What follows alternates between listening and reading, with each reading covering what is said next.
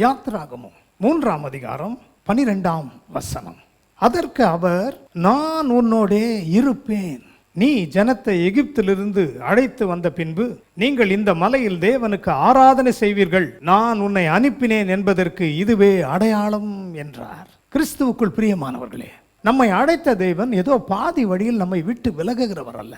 என்றைக்கு நீங்கள் உங்கள் இருதயங்களை, உங்கள் குடும்பங்களை ஆண்டவரிடத்தில் ஒப்பு கொடுத்து விட்டீர்களோ, அவர் நம்மை விட்டு விலகுவதில்லை. ஏன் கலங்குகிறீர்கள்? இந்த நாளிலும் கூட நீங்கள் புறப்படும் போது அவர் உங்களோடு இருக்கிறார். உங்கள் வேலை ஸ்தலங்களில் அவர் இருக்கிறார். நீங்கள் கையிட்டு செய்யும் காரியங்களில் அவர் கூட இருக்கிறார். மோசேயோடு தேவன் கூட இருந்ததினாலே லட்சக்கணக்கான ஜனங்களை வெளியே கொண்டு வர முடிந்தது. இன்றைக்கும் எண்ணற்ற ஆசீர்வாதங்களை இன்று நீங்கள் சுதந்திரிக்க போகிறீர்கள். ஏனென்றால் தேவனாகிய கர்த்தர் நம்மை பார்த்து சொல்கிறார், என் மகனே, என்னுடைய மகளே, நான் உன்னோடு கூட இருப்பேன். கண்களை மூடி ஜெபம் செய்வோம்.